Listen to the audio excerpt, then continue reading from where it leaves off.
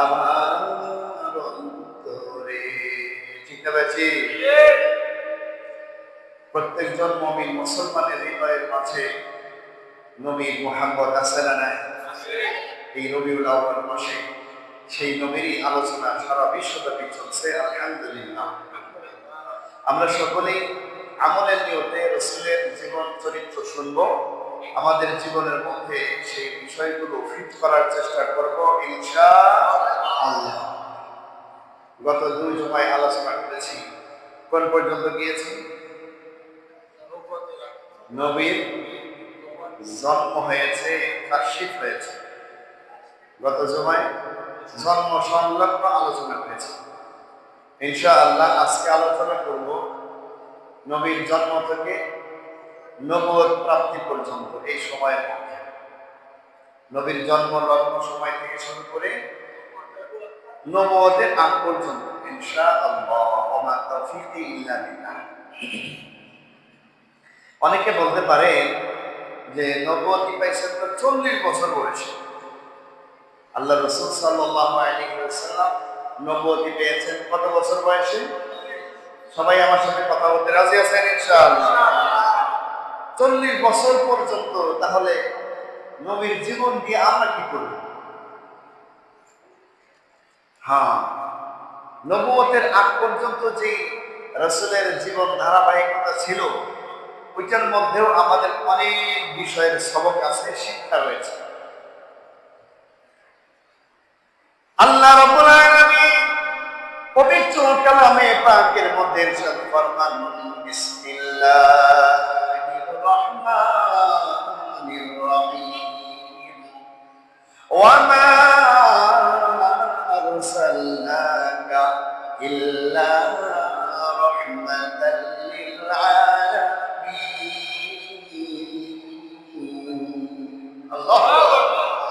আল্লাহ তাআলা বলেন, আমি আমার প্রিয় হাবিবকে, আমি আমার প্রিয় রাসূলকে দুনিয়ার জমিনে প্রেরণ করেছি। শুধুমাত্র প্রেরণ করি নাই, রহমত আর বরকত হিসাবে প্রেরণ করেছি। সুবহানাল্লাহ। রহমত এবং বরকত হিসাবে আমরা আমাদের প্রিয় রাসূলকে পেয়েছি। এইরকম ঘোষণা আল্লাহ তাআলা আর কোন নবী রাসূলের জন্য দেন নাই। আলহামদুলিল্লাহ।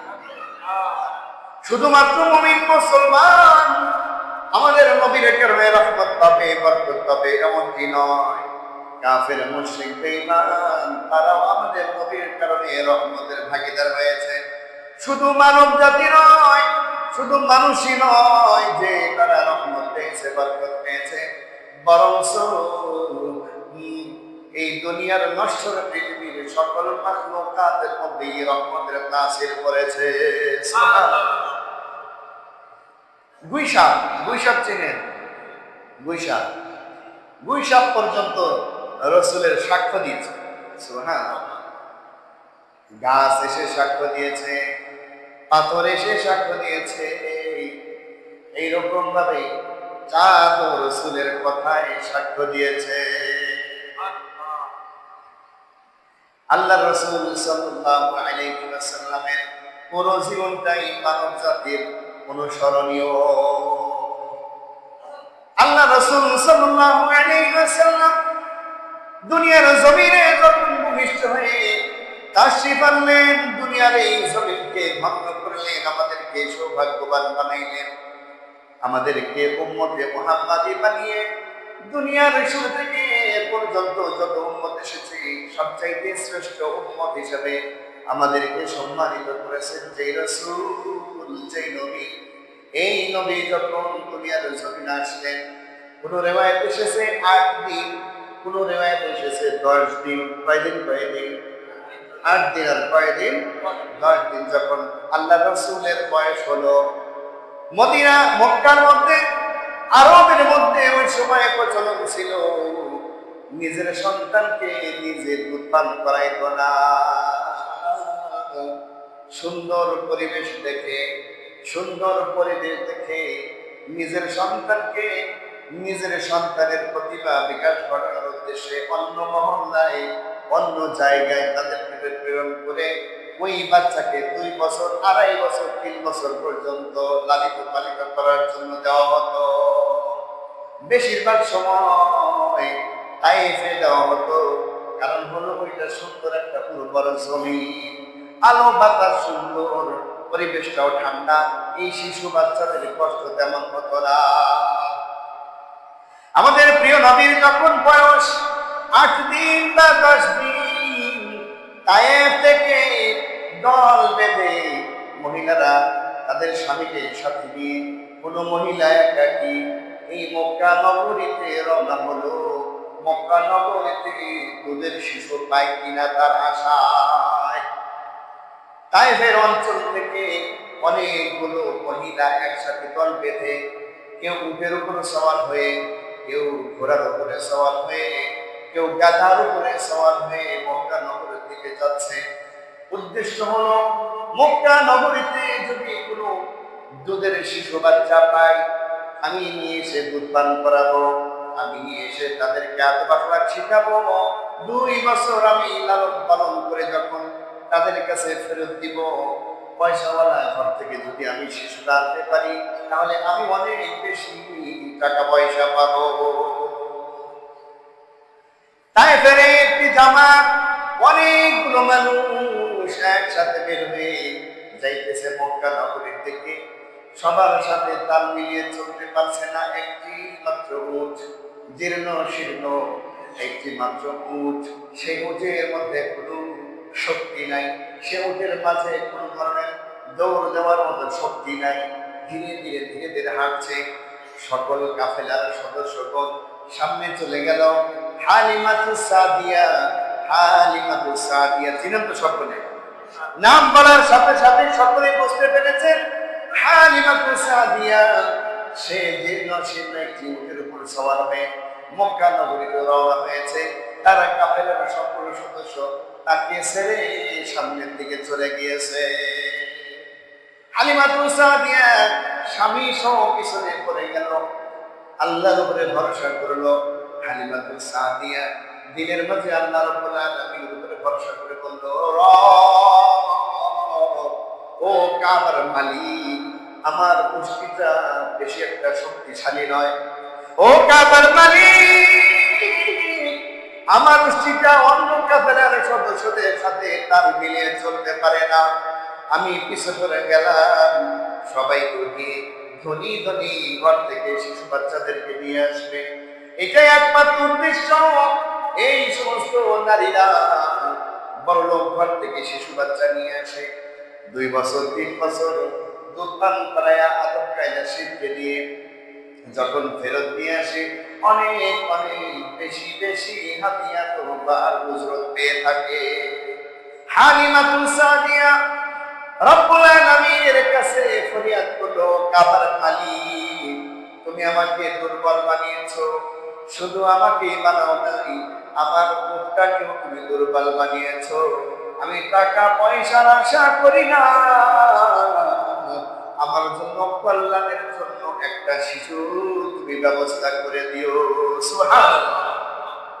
কিতাবের মধ্যে লিখে হালিমাতুস সাদিয়া রাদিয়াল্লাহু তাআলা আনহা নিজেই বর্ণনা করেছেন, আমি এত দুর্বল ছিলাম, আমার একটা মেয়ে ছিল, নাম ছিল সায়েমা। কি নাম ছিল? সায়েমা। তার বয়স হয়েছিল 6 বছর, মতান্তরে 5 বছর। আর আরেকটি ছেলে ছিল, নাম হলো আব্দুল্লাহ। কি নাম? আব্দুল্লাহ। দুধের বাচ্চা, আমার দুধ খায়, কিন্তু সে ভালোভাবে দুধ পায় না। আমার এই আব্দুল্লাহ দুধ খায়, কিন্তু পেট ভরে দুধ খাওয়াইতে পারি না, এমন দুর্বল আমি ছিলাম। আমার পুষ্টিটাও দুর্বল। রব্বুল আলামিনের কাছে, কাবার মালিকের কাছে আমি ফরিয়াদ করলাম, আমার কল্যাণের মতো একটা শিশু তুমি ব্যবস্থা করে দিও। ভরসা করতে হবে কার উপর?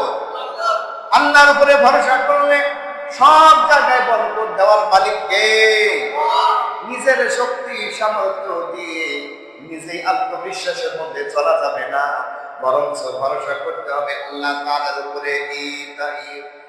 সাআদাত বজুরে বাজুয়ে সাআদাত বজুরে বাজুয়ে দানা বখশদ খুদাই বখশিন্দা। আল্লাহু আকবার বলেন। হালিমাতু সাদিয়া সকলের পিছে পড়ে গেলেন, কাফেলার সকল সদস্য সামনে চলে গেলেন। মক্কা নগরীর ধনাঢ্য ব্যক্তিবর্গের পরিবার থেকে শিশুদেরকে তারা গ্রহণ করে নিলেন। সকলেই শিশু পেয়ে গেলেন। একটা মাত্র শিশু, একটা মাত্র শিশু, যার কোনো বাপ নাই, এতিম শিশু। এই এতিম শিশুর কথা শুনে কেউ ওই ঘরে যায় না। ওই ঘরের মধ্যে যখন শিশুর কথা শোনে, এই কাফেলার সদস্যরা জিজ্ঞেস করে তার বাবা কি করে, তখন সে বলে আম্মা জাম্মা আমিনা রাদিয়াল্লাহু তাআলা আনহা বলে তার তো বাবা নাই, এতিম শিশু। এই কাফেলার সদস্যরা তখন বুঝে নেয় এতিম শিশুকে যদি আমি লালন পালন করি তাহলে তো আমি মোটা অঙ্কের টাকা পয়সা পাবো না, হাতিয়ার পাবো না। এই ভেবে এতিম শিশুকে কেউ নিল না। একমাত্র কেবলমাত্র এই শিশুটি ছাড়া সকল শিশুদেরকে তারা নিয়ে শেষ করে ফেললো। সকলেই যখন শিশু পেয়ে গেল, এই কাফেলার সকলেই বলল চলো আমরা ফিরে যাই। ওই কাফেলার লোক আবারও ফিরে আসতেছে। ফিরে যখন মক্কা নগরী থেকে বের হয়ে আসে, তখন পথিমধ্যে দেখা হয় হালিমাতু সাদিয়ার সাথে। হালিমাতু সাদিয়া মাত্র মক্কার দিকে যাইতেছে। কত পিছে পড়ে গেছে, কত পিছনে পড়ে আছিল। মক্কা নগরীর শিশুদেরকে নিয়ে যখন তারা চলে যায়, তখন হালিমাতু সাদিয়ার সাথে দেখা হয়। হালিমা জিজ্ঞেস করে আমি কি এখন গিয়ে কোনো শিশু পাবো নাকি? তখন সকলে বলে হ্যাঁ হ্যাঁ, একটা শিশু আমরা রেখে এসেছি, আমরা কেউ নেই নাই। মনে আছে কোন শিশু? ওই যে এতিম শিশু। এতিমের ঘরে একটা শিশু আছে, যেই শিশুটি আমরা কেউ নেই। তুমি যদি যাও নিশ্চিত সেই শিশুটি পেয়ে যাবে। হালিমাতু সাদিয়া কাবার রবকে বলে ও রব্বুল কাবা, আপনি আমাকে সহায়তা করেন, আপনি আমাকে বরকতের ফয়সালা করেন। আমি এতিম দেখে রেখে যাব না, আমি অসহায় দেখে রেখে যাব না। তুমি এই শিশুর মাঝে তুমি কল্যাণের ফয়সালা করে দিও। হালিমাতু সাদিয়া মক্কা নগরীতে গিয়ে খুঁজে খুঁজে সেই ঘরে চলে যায়, যেই ঘরের মধ্যে আশরাফুল মাখলুকাতের সর্বশ্রেষ্ঠ মানব সেখানে রয়েছে। সুবহানাল্লাহ। হালিমাতু সাদিয়া আব্দুল্লাহর ঘরের পাশে গিয়ে দেখে একজন মানুষ দাঁড়িয়ে আছে। বলে যে এখানে নাকি একটা এতিম শিশু আছে। বলে হ্যাঁ আছে। বলে কোন ঘরটা? পাশে দেখিয়ে দেয় ওই যে ঘরটা দরজা বন্ধ। হালিমাতু সাদিয়া একাকী স্বামীকে বাহিরে রেখে সেই ঘরের দরজা দিয়ে সালাম বিনিময় করে ওই সময় রীতিনীতি অনুযায়ী ভিতর থেকে মা আমিনা বলে কে গো তুমি? হালিমা বলে আমি হালিমাতু সাদিয়া, সাদ গোত্র থেকে এসেছি শিশুদের নেওয়ার জন্য। মা আমিনার দরজাটা খুলে ভিতরে ঢুকিয়ে নেয়। ভিতরে ঢুকে বলে কতই তো মানুষ আসলো, কতই তো মানুষ দেখলো। যখন শোনে এই শিশুর বাবা নাই, তখন আর কেউ নিতেই আগ্রহী হলো না। সবাই তো রেখে চলে গেল, সবাই তো রেখে চলে গেল। তুমি কোত্থেকে আসলে? তুমি কি এই শিশুকে নেবে নাকি? হালিমাতু সাদিয়া তখন এগিয়ে গিয়ে শিশু নবীর সামনে গিয়ে দাঁড়ায়। ওখানে গিয়ে দেখে সাদা রুমাল দিয়ে আমি আপনার রাসূলের চেহারা মুবারকটা ঢাকা আছে। হালিমাতু সাদিয়া বলে রুমালটা একটু সরান, আমি শিশুটির চেহারা একবার দেখতে চাই। মা আমিনা তখন শিশু নবীর চেহারার উপর থেকে সাদা রুমালটা সরিয়ে দেয়। হালিমাতু সাদিয়া উনি নিজেই বলেন আমি যেন দেখলাম যেই মাত্র সাদা রুমালটি এই শিশুর মুখের উপর থেকে সরাইলো, সাথে সাথে মনে হইল নূরের মতো একটা আলো ঘরকে আলোকিত করে দিল। সুবহানাল্লাহ। হালিমাতু সাদিয়া বলে আমার জীবনে কতই তো শিশু আমি দেখেছি, কিন্তু এই শিশুর মতো সুন্দর আর দ্বিতীয় কোনো শিশু দেখি নাই। হালিমাতু সাদিয়া বলে হ্যাঁ আমি এই শিশুকে অবশ্যই নেব, এই শিশুকে আমি অবশ্যই নেব, কিন্তু আমি আমার স্বামীর সাথে একটু পরামর্শ করে আসি। হালিমাতু সাদিয়া ঘর থেকে বের হয়ে স্বামীর কাছে ছুটে গিয়ে বলে ও প্রাণের স্বামী আমার, এই যে ঘরের মধ্যে যে শিশুকে আমি দেখতে পাইলাম, আমার জীবনেও এমন সুন্দর শিশু আমি আর দেখি না।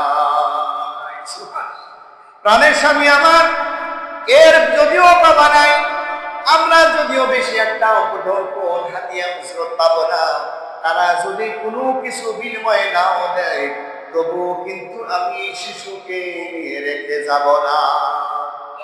হালিমার স্বামী তখন বলে, ঠিক আছে ঠিক আছে, তুমি যখন এত আগ্রহী, তুমি তাহলে শিশুটিকে নিয়ে আসো। হালিমা তখন আবারও ঘরে যায়, ঘরে গিয়ে বলে, আপনি আপনার সন্তানকে দেওয়ার মতো ফয়সালা নিয়ে নেন, আপনি আপনার সন্তানকে আমার কোলে দিয়ে দেন, আপনি যা যা দেবার সাথে যদি দিতে পারেন দিয়ে দেন, জামা কাপড় যদি থাকে দিয়ে দেন, যা যা দেওয়ার মতো দিয়ে আমাকে বিদায় করে দেন। মা আমেনা শিশু নবীকে হালিমাতু সাদিয়ার কোলে দিয়ে দেয়। হালিমাতু সাদিয়া বলেন, যেই মুহূর্তে আমি এই শিশুকে আমার কোলে নিয়েছি, যেই মুহূর্তে এই শিশুকে আমি আমার বুকে জড়ায় নিয়েছি, পৃথিবীর সকল শান্তি যেন আমার বুকের মধ্যে এসে বাধা বেঁধে দিয়েছে। এত শান্তি আমি জীবনে কোনোদিন অনুভব করি নাই, এত মজা কোনোদিন আমি অনুভব করি নাই। শুধু তাই নয়, আমি নিজের ভিতরে একটি পরিবর্তন লক্ষ্য করলাম। আমি নিজের ভিতরে একটা পরিবর্তন লক্ষ্য করে দেখলাম, যে আমার বুকের মধ্যে দুধ ছিল না, শিশু নবীকে বুকে নেওয়ার সাথে সাথে দুইটা বুকের মধ্যে দুধে ভরপুর হয়ে গেল। সুবহানাল্লাহ। যাও সুন্নতে আহমদ পূজা বা মুহাম্মদ কাইশাওয়াত মিসবতরা। হালিমাতু সাদিয়া শিশু নবীকে বুকের মধ্যে জড়িয়ে স্বামীর কাছে এসে বলে, স্বামী গো, এই শিশুকে পাওয়ার পরে আমি যেই জিনিস পাইলাম, টাকা পয়সার ক্ষমতা দিয়ে সেগুলো কেনা সম্ভব ছিল না। স্বামী আমার, আপনি আমাকে উষ্টির পিঠে উঠান। স্বামী টান দিয়ে হালিমাতু সাদিয়াকে শিশু সহ উষ্টির উপরে উঠে নেয়। উঠানোর সাথে সাথে স্বামী সহ হালিমাতু সাদিয়া আরেকটি উপলব্ধি করতে পারেন। হালিমাতু সাদিয়া বলেন, আমি যখন আমার উষ্টির পিঠের উপরে উঠে বসলাম, আমি বুঝতে পারলাম আমার উষ্টির মধ্যে এই যে দুর্বলতা ছিল, কমজোরিটা ছিল, শিশু নবী তার পিঠে ওঠার সাথে সাথে সে 100টি উটের মধ্যে যে শক্তি, এই একটি উটের মধ্যে সেই শক্তির সঞ্চার হয়ে যায়। হালিমাতু সাদিয়া বলেন, আমার এই উষ্টিটি এত দুর্বল ছিল, ঠিক মতো হাঁটতে পারত না, সেই উষ্টিটি এখন সজোরে কদম ফেলে সামনের দিকে পথ করে চলে যাচ্ছে। অল্প কিছুক্ষণের মধ্যেই আমাদেরকে যে কাফেলা অনেক পিছনে ফেলে এসেছিল, আমার এই উষ্টিটি সেই কাফেলাকে ধরে ফেললো। সুবহানাল্লাহ। হালিমাতু সাদিয়া বলেন, আমাদের এই উষ্টিটি শিশু নবীকে পিঠের উপরে উঠাইয়া এমন জোরে রওনা হলো, ওই কাফেলাকে ত্যাগ করে সামনের দিকে চলে যেতে লাগলো। সুবহানাল্লাহ। সাইয়্যিদুল কাউনাইন খাতামুল মুরসালিন আখিরা মুদবুদ ফখরুল আউয়ালিন। আমাদের নবী এমন নবী, আমাদের নবী এমন নবী, নবীদের সিরিয়ালে সর্বশেষে এসেছে, কিন্তু সকল নবীর চাইতে বেশি মর্যাদাশীল। সুবহানাল্লাহ। হালিমাতু সাদিয়া যেই কাফেলার সঙ্গে ছিল, কাফেলার সেই বান্ধবীরা বলে, ও হালিমা, তুমি কোন উট ব্যবহার করতেছ, তুমি কোন উটের উপরে উঠেছ? আগে তো তোমাকে আমরা পিছে ফেলে এসেছিলাম, এখন দেখি তুমি আমাদেরকে পিছে ফেলে যাইতেছ। তুমি যেই ঘর থেকে যেই শিশুটিকে নিয়ে এসেছো, তারা কি তোমাকে এই উটটিকে দান করেছে নাকি? হালিমা বলে, না না না, বরং আমার যে উটটিকে আমি এসেছিলাম, দুর্বলতায় পিছনে পড়েছিলাম, সেই উটটি আমাদের বাহন হয়ে আছে। সুবহানাল্লাহ। হালিমাতু সাদিয়া বলেন, আমাদের এই উটটি এমন দ্রুত গতিতে সামনের দিকে চলছে, আমার বান্ধবীরা আমাদের উটের সাথে পেরে উঠতে পারছে না। তারা বলে, ও হালিমা, তুমি তো আমাদেরকে হয়রান করে দিলে, তোমার উষ্টির পিছনে পিছনে আমরা যেতে পারছি না, একটু আসতে যাও, একটু সাথে নিয়ে যাও। হালিমা তো সাদিয়া বলেন, আমার উষ্টিটি সকল উষ্টের আগে, সকল উষ্টের আগে আমার বাড়িতে এসে পৌঁছে যায়। সুবহানাল্লাহ। হালিমা তো সাদিয়া বলেন, বাড়িতে নিয়ে আসার পরে শিশু নবী মুহাম্মদুর রাসূলুল্লাহ সাল্লাল্লাহু আলাইহি ওয়াসাল্লামকে গোসল করায়া দিলাম। এই গোসলের কাজে সহযোগিতা করেছে তার মেয়ে, নাম কি ছিল? সবাই বলেন, নাম কি ছিল? কিসের ভাইরা বলতে পারবে, কারণ তারা শুরু থেকে শুনে নাই। হালিমা তো সাদিয়ার একটা মেয়ে ছিল, তার নাম ছিল সায়েমা। কিতাবের মধ্যে লিখেছে, এই সায়েমা শিশু নবীর যতদিন গোসল করা লেগেছে, খাওয়ানো লেগেছে, মায়ের সাথে উনিও সাহায্য করেছে। হালিমা বলে, আমার মেয়ে এই শিশুকে গোসলের কাজে সহায়তা করেছে, আমার মেয়ে তাকে খাওয়ানোর কাজে সহায়তা করেছে, আমার মেয়ে তাকে পোশাক পরিধানের সময় সহায়তা করেছে, হাত ধরে বড় হওয়ার পরে হাত ধরে হেঁটে হেঁটে তাকে খেলা করেছে। সুবহানাল্লাহ।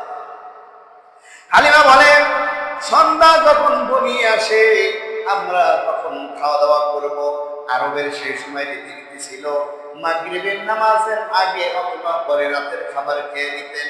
অধিকাংশ পরে মাগরিবের নামাজের পরে খাবার খেয়ে নিতেন, একটু একটু আলো থাকতে খাবার খেয়ে নিতেন। বা কোনো কোনো বাড়িতে যাদের একটু সম্পদ ছিল, তেল কেনার মতো টাকা ছিল, তারা রাত্রিতে খাবার খাইতেন বাতি জ্বালাইয়া। কিন্তু যাদের টাকা পয়সা ছিল না, তারা কিন্তু আলোতেই খানা খেয়ে নিতে। হালিমা বলে, আমরা রাত্রির খাবার যখন খাইতে গেলাম, যে সমস্ত ছাগল, যে সমস্ত ছাগলের কোলানে দুধ ছিল না, অনেক কষ্ট করে, অনেক বেশি কষ্ট করে দহন করে অল্প একটু দুধ হতো, আমরা সকলেই খেয়ে নিতাম। দুইটা উষ্টি ছিল দুর্বল, দুইটা উষ্টি ছিল দুর্বল। এই দুইটা উষ্টি থেকেও আমরা অনেক কষ্ট করে অল্প একটু দুধ দহন করে খেয়ে নিতাম। আশ্চর্যের বিষয় হলো, মজার বিষয় হলো, যেদিন শিশু নবীকে আমার ঘরে নিয়ে এসেছি, সেই দিন আমি লক্ষ্য করলাম সকল ছাগলের মাঝে, সকল ছাগলের কোলানের মাঝে দুধ দিয়ে ভরপুর হয়ে গিয়েছে। আমরা সকলেই পেট ভরে সেই দুধ দহন করে খেয়ে নিলাম। আমরা যখন শুইতে যাব ওই সময় আমার নজরটা গিয়েছে কুষ্টির কোলানের দিকে, কুষ্টির বাঘের দিকে। যখন দৃষ্টিটা গিয়েছে, দেখলাম যে কুষ্টির কোলানটা শুকনা ছিল, বাঘটা ঝুলন্ত ছিল না, দুধ ভরা ছিল না। আমার নজর দেখলাম সেই কুষ্টিটির কোলানটা দুধে ফুলে রয়েছে। সুবহানাল্লাহ। আমি আমার স্বামীকে ডাক দিয়ে বললাম, তুমি কিছু দেখেছো নাকি? বলে, না না দেখি নাই। বলে, আমাদের দুইটি দুর্বল উষ্টির দিকে একটু তাকাও। আমার স্বামী উষ্টির দিকে তাকিয়ে বলে, আশ্চর্যের বিষয় তো, যে উষ্টির ওলানে দুধ ছিল না, সেই উষ্টির ওলানে দুধ দিয়ে ভরপুর হয়ে গেছে। সুবহানাল্লাহ। কে করেছেন? রহমত। আমাদের নবীকে আল্লাহ রহমত হিসেবে পাঠিয়েছেন, যেখানে গিয়েছেন সাথে সাথে রহমত গিয়েছেন। সুবহানাল্লাহ। হালিমা তুসাদিয়া বলেন, পরের দিন আমার এই ছাগলগুলো, আমার এই ভেড়াগুলোকে সাইমাকে দিয়ে যখন মাঠের মধ্যে পাঠিয়েছি, মাঠের মধ্যে যখন পাঠিয়েছি, তখন দেখা গেল যেই জায়গায় আমার এই ছাগলগুলো, আমার এই ভেড়াগুলো যায়, সেই জায়গায় যদি ঘাস নাও থাকতো, নতুন ঘাস সাথে সাথে জন্ম হয়ে এই ছাগলের পেট ভরাইয়া দিত। দুই চার দিনের মাঝে আমার এই ছাগলের পালটা খেয়ে দিয়ে হৃষ্টপুষ্ট হয়ে সকল ছাগলগুলো একবারে সুন্দর সুস্বাস্থ্যের অধিকারী হয়ে গেল। পাশের বাড়ির মহিলারা, পুরুষেরা দেখে বলে, তোমার ছাগলের ঘাস খাওয়াও কোথায়? বলে, সব জায়গায় তো যায়, আগের মতো সব জায়গায় খায়। পাশের বাড়ির মানুষেরা সিদ্ধান্ত নিয়ে তাদেরও রাখালদেরকে আদেশ করে দিল, হালিমার ছাগল সেই জায়গায় গিয়ে ঘাস খায়, আমাদের ছাগলগুলো তার সাথে নিয়ে ঘাস খাওয়াইবা। সুবহানাল্লাহ। রহমত শুধু একজনের জন্য দেওয়া হয় নাই, সকলের জন্য আল্লাহ তাআলা রহমত হিসেবে রাসূলকে পাঠিয়েছেন। হালিমাতুস সাদিয়া বলেন, আমার একটা ছেলে ছিল যার নাম আমি একটু আগে বলেছিলাম কি? সবাই বলেন কি? কিসের ভাইরা বলেন কি? আব্দুল্লাহ। কে? আব্দুল্লাহ। তাহলে রাসূলের দুধ ভাই একজন, দুধ বোন একজন। রাসূলের দুধ ভাই একজন, নাম আব্দুল্লাহ। দুধ বোন একজন, নাম তার সায়েমা। মনে থাকবে? সবক দিলাম কিন্তু সামনের মধ্যে আবার জিজ্ঞেস করবো হঠাৎ করে। রাসূলের জীবনী মনে রাখতে হবে না ইনশাআল্লাহ? হ্যাঁ, মনে রাখতে। হালিমাতুস সাদিয়া বলেন, আমি শিশু নবী মুহাম্মদকে বলেন সাল্লাল্লাহু আলাইহি ওয়াসাল্লাম অনেকবার চেষ্টা করেছি দুইটা দুধই খাওয়ানোর জন্য, দুইটা বুকের দুধ আমি খাওয়াইতে চেষ্টা করেছি, কিন্তু আমি পারি নাই, ব্যর্থ হয়েছি। যে কোনো একটা সে খাইতো, আর এক বুকের দুধ তার ভাইয়ের জন্য রেখে দিত। সুবহানাল্লাহ। দেখেন ইনসাফ। উনি কি তখন নবুয়ত পেয়েছেন? শিশু নবী বুকের দুধ খায়, তখনও উনি আপন যে দুধ ভাই তার জন্য ইনসাফের ফয়সালা করে দিয়েছেন। একটা দুধ পান করতেন, আর একটা ওই ভাইয়ের জন্য রেখে দিতেন। হালিমাতুস সাদিয়া বলেন, এইভাবে আমি 2 বছর তখন পার করলাম, বুকের দুধ খাওয়াইতে খাওয়াইতে, সুন্দর সুন্দর পরিবেশে তাদেরকে খেলাধুলা করাইতে সুন্দর সুন্দর আদব কায়দা শিক্ষা দেওয়াইতে যখন 2 বছর পার হয়ে গেল, ওই সকল মহিলারা মক্কা নগরী থেকে ধনী ধনী ঘর থেকে সেই বাচ্চাগুলো নিয়ে এসেছিল, তাদেরকে তারা ফেরত দিয়ে অনেক বেশি উপঢৌকন হাদিয়া তোফা নিয়ে আসা শুরু করলো। আমরা তো চাইলাম আমরা এই শিশুর কারণে যে বরকতগুলো পেয়েছি, তারা যে উপঢৌকন নিয়ে এসেছে তার চাইতে 100,000 গুণ বেশি পেয়েছি। আলহামদুলিল্লাহ। আমাদের মন চাইতেছে আরো অনেক দিন আমরা রেখে দেব, কিন্তু চুক্তি হলো 2 বছর। কয় বছর? 2 বছর পরে জমা দিয়ে আসতে হয়। মনে চাইতেছিল না জমা দিয়ে আসি, মনে হচ্ছিল আমাদের কাছে রেখে দেই, কিন্তু চুক্তি ভঙ্গ হয়ে যাবে। এই কারণে মনের বিরুদ্ধে ফয়সালা নিয়ে আমরা শিশু নবীকে নিয়ে যাই, মা আমিনার কাছে নিয়ে যাই, বলি চুক্তি অনুযায়ী সময় শেষ হয়ে গিয়েছে, কিন্তু আমাদের একটা প্রস্তাব আছে। বলে কি প্রস্তাব? বলে ওই সময় মক্কা নগরীতে অভাব অনটন চলছিল, শুধুমাত্র রোদই হচ্ছিল, বৃষ্টিপাত হচ্ছিল না, ফসল বেশি একটা হচ্ছিল না, মক্কা নগরীতে খাদ্যাভাব দেখা দিয়েছিল। হালিমাতুস সাদিয়া তখন বলে, আপনাদের এই খাদ্যাভাবের সময়ের মধ্যে এই শিশুকে আমি দিতে চাই না, বরঞ্চ আরো কিছুদিন আমাদের সাথে রাখতে চাই। মা আমিনা এই আগ্রহ দেখে সাথে সাথে রাজি হয়ে যায়। হালিমাতুস সাদিয়া মনে মনে অত্যন্ত খুশি হয়ে যায়। হালিমাতুস সাদিয়া শিশু নবীকে আবার ঘরে নিয়ে আসে। ঘরে নিয়ে আসা অল্প কয়েকটা দিন পরে মর্মান্তিক একটা ঘটনা ঘটে যায়। হালিমাতুস সাদিয়া বলেন, এই শিশু নবীকে যখন আমরা আবার দ্বিতীয়বার নিয়ে আসি, এই আমার ছেলে আব্দুল্লাহ এবং মুহাম্মদ সাল্লাল্লাহু আলাইহি ওয়াসাল্লাম, তারা 2 ভাই দুধ ভাই, তারা সুন্দর করে বড় আপুর সাথে খেলাধুলা করে। একটা দিন এমন ছিল, সাইমা ছাগল চড়াইতেছিল, এই 2 ভাইকে সাথে নিয়ে খেলাধুলা করাইতেছিল। হঠাৎ করে দেখতে পাইল সাদা ধবধবে পোশাক পরা অনেক বেশি লম্বা 2জন মানুষ আসলো। এসে শিশু নবীকে হাত ধরে একটা গাছের নিচে নিয়ে গেল। আব্দুল্লাহ এটা দেখছে, আব্দুল্লাহ এটা অবলোকন করেছে, কি হয় এই 2টা সাদা ধবধবে পোশাক পরে তো মানুষ শিশু নবীকে সাথে নিয়ে ওই গাছের নিচে সুন্দর করে শোয়া দিল। আব্দুল্লাহ কাছ থেকে দেখতেছে, একেবারে কাছেও না একেবারে দূরেও না, বোঝা যায় যে সে কি করছে। আব্দুল্লাহ বলে আমি দেখতে পাইলাম এই 2জন মানুষ শিশু এই নবীর বুকের মাছ দিয়ে ফেরে ফেললো, কোনো একটা কিছু দিয়ে ফেরে ফেললো, বুক দুইটা এরকম ভাগ করে ফেললো, বুকের মাঝখানে এরকম ফেরে ফেললো, ফেরে ফেলে ভিতরে লাড়াচাড়া করে কি কি যেন খুঁজতেছে। সুবহানাল্লাহ বলে। আব্দুল্লাহ বলে কিছুক্ষণ খোঁজাখুঁজি করার পরে কি একটা জিনিস বের করলো, বের করে বুকের দুই সাইডটা আবারও সুন্দর করে জোড়া লাগিয়ে দিয়ে এই শিশু নবীকে খাড়া করে দিয়ে বলল, চলে যাও। আব্দুল্লাহ এই ঘটনাটা নিজের মায়ের কাছে দৌড়ে এসে বলতেছে, আম্মা জান, আম্মা জান, মর্মান্তিক ঘটনা ঘটে গেল। বলে কি ঘটনা ঘটে গেল? বলে দেখতে পাইলাম আমার দুধ ভাইকে, আমার মক্কার ভাইকে, আমার কুরাইশি ভাইকে দুজন সাদা ধবধবে মানুষ এসে তাকে শোয়া মুখটা ফেরে কি যেন বুকের ভিতর থেকে বের করে নিয়ে আবারও সুন্দর করে তাকে সুস্থ বানিয়ে খাড়া করাইছে। হালিমাতুস সাদিয়া নিজে অনেক বেশি ভয় পেয়ে গেল, স্বামীকে সাথে নিয়ে দৌড়ে গেল।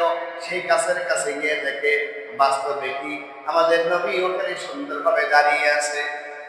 হালিমাতুস সাদিয়া জিজ্ঞেস করে, বাবা কি ঘটনা ঘটেছে আমাদেরকে খুলে বলো। শিশু নবী তখন অনেক বেশি ভীত সন্ত্রস্ত হয়ে দাঁড়িয়ে আছে। উনি পুরো ঘটনাটা শুনে দিলেন। আম্মা জান, দুজন মানুষ এসে আমাকে ধরে এনে শোয়া দিল, শোয়া দেওয়ার পরে বুকটা ফেরে ফেললো, ভিতর থেকে কি যেন বের করলো, তারপরে আবার আমার বুকটা জোড়া লাগিয়ে দিয়ে খাড়া করাইয়া দিল। সুবহানাল্লাহ। হালিমাতুস সাদিয়া ভয় পেয়ে গেলেন।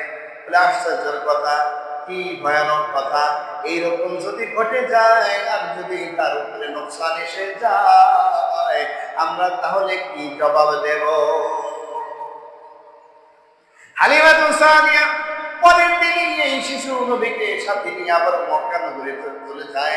মা আমিনার কাছে গিয়ে বলে, আমিনা, তোমার সন্তান আমি অনেক আগ্রহের সাথে নিয়ে গিয়েছিলাম, অনেক মায়া মহাব্বতের কারণে নিয়ে গিয়েছিলাম, কিন্তু তোমার শয়তানের উপরে শয়তানে ভর করে। শয়তানে কি করে? ভর করে। বলে কেমনে বুঝলেন শয়তানে ভর করেছে? বলে গতকাল একটা ঘটনা ঘটেছে। কেমন ঘটনা? পুরা ঘটনার বিস্তারিত ঘটনা যখন বললো, মা আমিনা মুস্কি মুস্কি হাসে। সুবহানাল্লাহ। মা আমিনা বলে, এটা শয়তানের সওয়ার হওয়া নয়, এর চাইতে মর্মান্তিক আর আশ্চর্য ঘটনা আমি দেখেছি। আল্লাহু আকবার। মা আমিনা বলে, এই শিশু যখন আমার পেটের মধ্যে আসে তখন থেকে আমি এমন আজীব আজীব ঘটনা যা দেখেছি, এগুলো বললে তুমি তো ভয় পেয়ে যাবে। একটা কথা মনে রাখো, একটা সান্ত্বনার কথা তুমি জেনে রাখো, আমার এই সন্তানের উপরে শয়তানের সওয়ার হতে পারবে না। কারণ এটা আল্লাহ পাকের পক্ষ থেকে বিশেষ একটা মানুষ আল্লাহ তাআলা প্রেরণ করেছে। এর সাথে আরো কত আজীব গরীব ঘটনা ঘটবে, আমাদের কোনো হিসাব নেই। মা আমিনা হালিমাতুস সাদিয়াকে অভয় দিলেন, সাহস দিলেন, ভরসা দিয়ে তাকে যতটুকু সম্ভব হাদিয়া তোফা দেওয়ার চেষ্টা করলেন। হালিমাতুস সাদিয়া বলে, হাদিয়া লাগবে না, তোফা লাগবে না, উপঢৌকন লাগবে না, তোমার এই শিশুকে নেওয়ার কারণে আমাদের যেই বরকত হয়েছে সারা মক্কা বিক্রি করে দিলে ওই রকম বরকত আর পাওয়া যাবে না। সুবহানাল্লাহ। আসলেই তাই, তাদের পারিবারিক আমূল পরিবর্তন হয়ে গেছে। আমাদের নবী ওনার ঘরে যাওয়ার আগে ওনার ওই তায়েফ এলাকার মধ্যে সাদ গোত্রের মধ্যে সবচাইতে একেবারে দুর্বল পরিবার ছিল। আর আমাদের নবীর ওখানে শিশু নবীর আগমনের বরকতের কারণে সাদ গোত্রের সবচাইতে ধনাঢ্য পরিবার হয়ে গেছে। সুবহানাল্লাহ। কিসের বরকত? নবীর বরকত। সেই নবী আপনি আমার নবী। সেই নবী কার নবী? আপনি আমার নবী, যেই নবীর আগমনই হয়েছে রহমত হিসেবে। আর দুঃখ আর পরিতাপের বিষয় হলো সেই নবীর আদেশ নিষেধ আমরা নিজেদের উপরে কষ্ট করে মনে করি, কষ্ট মনে করি। সেই নবীর আদর্শকে আমাদের জীবনে প্রতিফলন ঘটাইতে বিশাল বড় কষ্টের কারণ বলে মনে করি, ঠিক না? এটাই ঠিক যে আমাদের অনেক বেশি কষ্ট মনে হয় নবীর আদর্শে চলবো, তাহলে তো সুন্নতি পোশাক করতে হবে। নবীর আদর্শে চলবো, তাহলে তো দাড়ি রাখতে হবে। নবীর আদর্শে চলবো, তাহলে তো মাথায় টুপি রাখতে হবে। নবীর আদর্শে চলবো, তাহলে তো মিথ্যা কথা বলা যাবে না। নবীর আদর্শে চলবো, তাহলে তো বাটপারি, চিটিংবাজি এগুলো করা যাবে না, ধোঁকাবাজি করা যাবে না, মানুষের সাথে ওয়াদা দিয়ে বরখেলাপ করা যাবে না। এগুলো সব নবীর আদর্শের বরখেলাপ। ঠিক না ভাই? আমরা নবীর আদর্শ ওইভাবে ধরতে আগ্রহ প্রকাশ করি না। এটা হলো দুঃখ আর পরিতাপের বিষয়। অথচ এই নবীর কারণে কত ইহুদি খ্রিস্টান হেদায়েতের আলো পেয়েছে। এই নবীর আদর্শ দেখে, এই নবীর একটিমাত্র সুন্নত দেখে কাতারে কাতারে মানুষ মুসলমান হয়েছে। সুবহানাল্লাহ। আর আমরা নিজেরা মুসলমান হয়েছি, তারপরেও নবীর আদর্শ মোতাবেক চলতে চেষ্টা করি না। এটা দুঃখ আর পরিতাপের বিষয়। আমার এই 1.5 ঘন্টার ওয়াজ থেকে আজকে কি শিখলাম? এতটুকু যে বললাম, টাইম শেষ হয়ে গেছে। নবীর জন্মের পর থেকে 8 দিন 10 দিন পর থেকে 3 বছর বয়স পর্যন্ত নিয়ে এসেছি। তাহলে আরো কয় বছর বাকি আছে? আরো 37 বছরের কথা কিন্তু বাকি আছে। তাহলে চিন্তা করেন, নবীর এক একটা মানে কি বলে উসওয়ায়ে হাসানা দিনকে দিন ওয়াজ করলেও শেষ হবে না। সুবহানাল্লাহ। নবীর জীবন এত বিস্তৃত, এত শিক্ষার বিষয় আছে। তো যাই হোক, বাকি কথা ইনশাআল্লাহ সামনের জুমায় আলোচনা হবে। এখানে আরেকটা কথা আমি আপনাদেরকে বলে রাখি, রাসূলের যে বুক ফাড়লেন, সেখান থেকে খুঁজে খুঁজে একটা জিনিস বের করেছে। সেই জিনিসটা কি ইনশাআল্লাহ সামনের সপ্তাহে হবে। রাসূলের বুক ফেরে কি বের করলেন, কেন বের করলেন, কারা বের করলেন, এটা ইনশাআল্লাহ সামনের সপ্তাহের প্রথম দিকে বলবো। এরপর ওখান থেকে বাকি আলোচনা সামনের দিকে যাবো ইনশাআল্লাহ। আল্লাহ তাআলা আমাদের সকলকে রাসূলের জীবনী শুনে রাসূলের আদর্শ অনুযায়ী জীবন যাপনের তৌফিক দান করেন।